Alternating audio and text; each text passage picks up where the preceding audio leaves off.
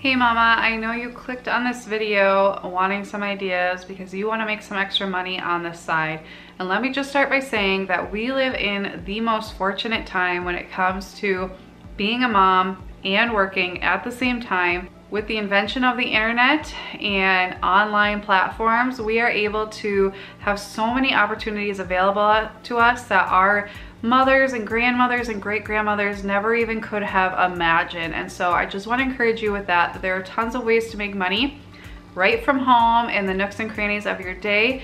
If you are a working mom, there's ways to do a side hustle, which is what I'm going to be talking about today. It's time to replace the time you spent dreaming about your dream life and actually doing something about achieving it. So today I'm going to be sharing 7 side hustles that you can start today if you are already working, whether you're a stay-at-home mom or you're a working mom, these will work. But I created these with the intention that you would already have a job. So what things could you fit into your day to make this a reality? So these are all 7 side hustle business ideas. So ideas that you could eventually scale to be bigger after you do leave your job and could grow exponentially versus trading your time for money like many of us do at a typical job, or you could do if you sign up for an online work from home job. These are going to be different than those. So the first side hustle business idea is to create an Instagram account around your area of expertise. So you're going to be taking what you know a lot about, which is probably what you do at your job, and creating a business around that,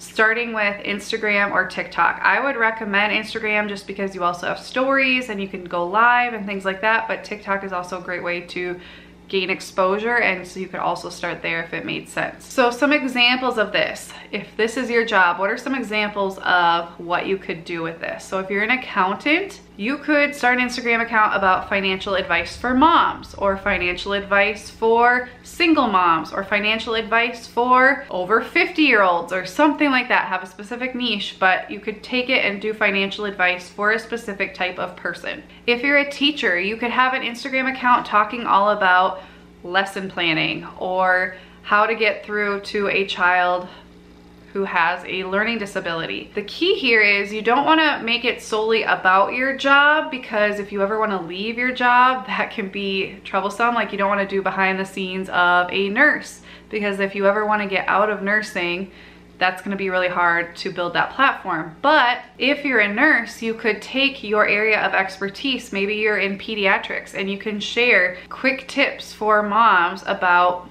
what things you see a lot in the ER or at your clinic. Or you could also share tips for those who want to become a nurse. If you're a daycare provider, you could share activities for little kids. People are looking all over for preschool ideas, toddler ideas.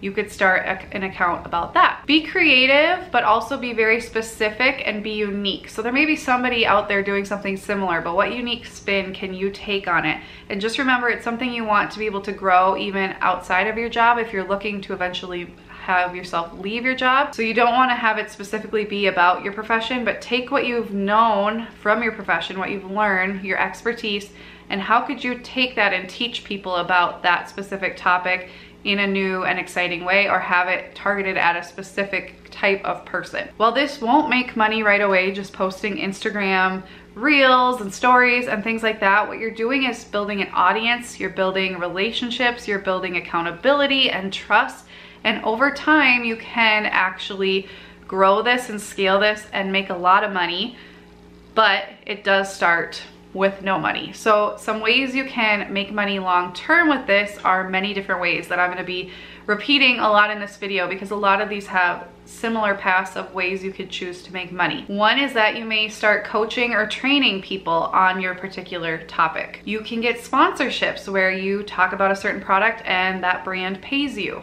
You could create digital products, or you could also sell physical products that fit with that niche that you're in. You could create a course or a membership about whatever it is that you talk about to have people connect with each other or to learn a lot more in depth. You can do affiliate marketing. This is something you could start right away, where if you're talking about a product, especially on Amazon, you can have an Amazon affiliate link or something like that. And I know on TikTok, after a certain threshold, you can get paid for your TikToks. And I think that may be coming to Instagram, or maybe it already has, I'm not really sure, but there are ways to get paid actually just through creating content. But as you'll see later in this video, YouTube right now is still the best place to actually get paid for views. Which leads me to number 2. You could start a YouTube channel, which is very similar to what I talked about in the last idea, but you can take this even further or even do a combination of all of these together, which is what I do. So maybe you don't have a lot of expertise, or you just feel like your job is already something you want to get out of, so you don't want to build a whole platform all about something from your job. So what about something that you're really interested in or know a lot about outside of your job, or something you just really love? You could turn that into a YouTube channel. So let me give you some ideas. First off, maybe you love crafting, so you're gonna have craft tutorials or craft reviews, or you're gonna try different crafts that people have and see if they hold up, or share different ideas of craft rooms or craft gadgets. There are so many different things you can think of under this one umbrella of crafting that you could do a channel on. A lot of people start mothering channels of all different sorts, but I would encourage you to pick a specific topic. So maybe you're going to review kids' games. Maybe you're gonna create sensory bins for kids, and that's gonna be your whole channel, is different sensory bins. Maybe you have a very unique situation or a unique perspective on motherhood that you can share more about. Or maybe you could have a channel where your viewers come along on some kind of journey. Maybe you're RVing across the country, or you're decluttering your whole house, getting rid of everything. Or maybe you're doing different types of organization all over your house. They could come on a journey with you in that process. Maybe you love to read, so you could do book reviews. There are so many different ideas of things you can make a YouTube channel about. Just search different topics on YouTube and see what other people are doing, and think about what unique spin you could take on that. So making money with this is slightly easier than the last one I talked about, only because it's on YouTube and you can get paid for views. So right now the current rules are, once you hit 1,000 subscribers and you've hit 4,000 hours of watch time on your channel within the last 12 months, then you can become part of the YouTube Partner Program, where you can get paid for people seeing different ads on your channel. You can monetize your videos. This can be really great, more consistent income every month. Now, I don't say really great in that right away you're gonna be making thousands and thousands of dollars. I just mean really great because as you grow, the income should stay about the same or growing every month, which can be a great thing to rely on. But I would not recommend you rely solely on that, because if ever your channel got demonetized or YouTube just stopped doing it or changed the rules, your money will just be gone like that. So you want to use this as a platform to build other streams of revenue, but it can be fun once you start making that money to have that extra money from the views. So down the road, some ideas: you can have an exclusive community for your audience. You could create digital products or physical products, or both. You could create a course. You could do sponsorships where a company, you know, asks you to talk about a certain product, and if it fits with what your audience might love, you will talk about it and then they will pay you for that. And obviously affiliate marketing for that as well. So very similar, but you can also get paid from YouTube directly, which is really cool. The third idea: start an Etsy shop for digital products. Now, it doesn't have to be on Etsy. You could start your own online shop with digital products. It's just a little bit easier if you start on Etsy, because it is a search engine, so people can find your products before you have a big audience, but you don't have to do it that way. You could set up your own shop so that you're not having to pay Etsy fees, but you're gonna have to do your own work to create traffic to those products. So what kind of products could you make for digital products? You could create planner or planner templates or planner pages that people print out. It don't have to be a physical product. It could be something people just download and print themselves. You could have motherhood printables. So I have some of my own, like I have a clothing inventory. You could do behavior charts or things like that that moms might like. If you're crafty, maybe you have crafting printables that people can use. Sewing patterns, things like that. There are lots of things on Etsy that people print out or use digital files for. So maybe even if you're like an accountant, you might have spreadsheets or something like that that people just download digitally after they pay for it. Just look around on Etsy and see what other people are offering that maybe you could do your own spin on, and that could be a great way to start a business and start earning money pretty much right away. And then if you also start a YouTube channel or also start an Instagram account or a TikTok that drives traffic to that, it can grow even faster, and then you have lots of different ways to make money. Another idea is starting an Etsy shop for physical products. So maybe you are really good at making something, or it's been your dream to make candles or sew baby blankets or knit hats or something like that. That's an actual physical product that you could sell on Etsy. So it's usually more handmade stuff that goes in this category that you can make in your spare time and then sell on Etsy, or for like the other example, you could also do it on your own platform. It's just that searchable search engine is really helpful to get traffic right away. So some ideas for you: maybe you make sensory bins, maybe you make activity mats for kids, you knit items, you make felt mats for play, or who knows, maybe you have your own idea. Candles, planners. My friend Amy Miller up in Canada has her own Etsy shop called Simply Beautiful Plans, where she sells planner stickers, and she does really, really well with that.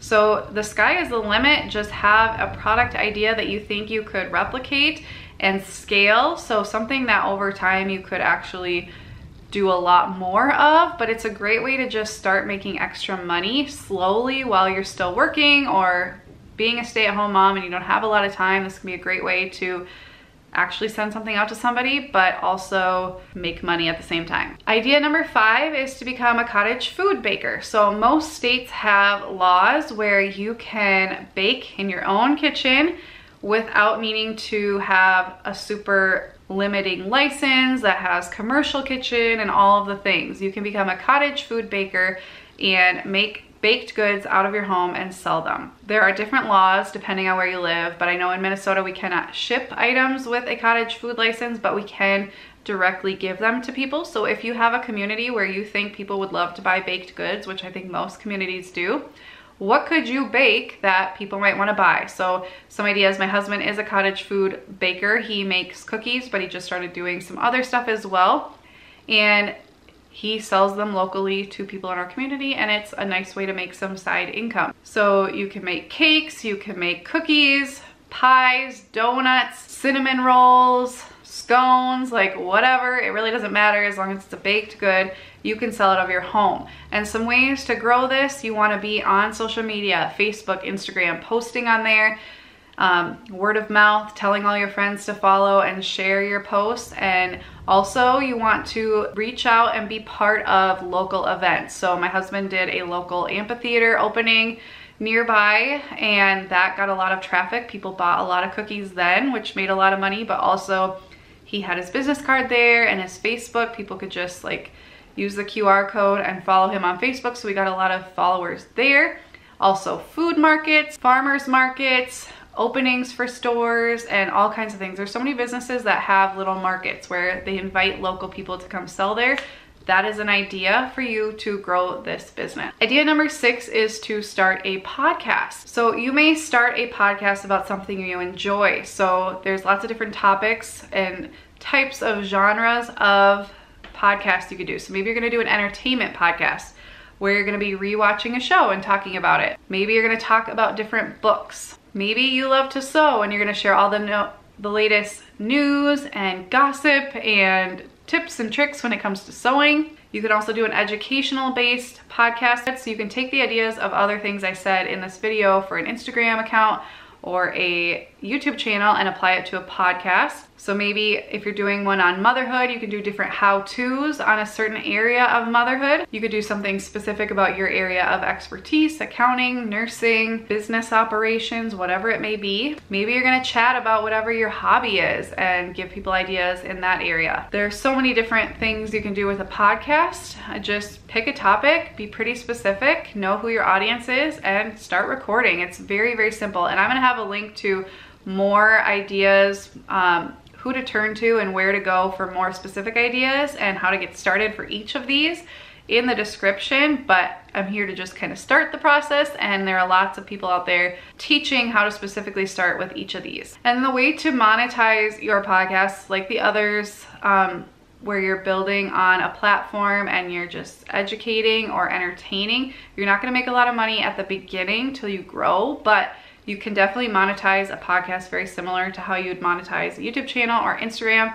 Sponsorships is a big thing where you're running ads in your podcast. You're like voicing ads, or people send you an ad to put in and you're getting paid for that. You might build something to sell on top of your podcast. So you might sell coaching or a course or a membership. Maybe you're gonna sell digital or physical products that go along with the topic you're talking about. And then like all the others, you can also do affiliate marketing. My last idea that you could start today is becoming a virtual assistant. I think so many of us have a lot of skills that we don't even realize that could help a business out there, that could help other people. What does a virtual assistant really do? Well, a virtual assistant assists other business owners with whatever they need help with virtually. So here's some ideas of things you might do. You might help with marketing. You might answer customer service emails. You might help with a little bit of graphic design. You might do social media management. You might do bookkeeping. You might send invoices. Just think of what an assistant might do in a physical building, physical company, and then think of what you could do virtually, and you do that from your home in the nooks and crannies of your day.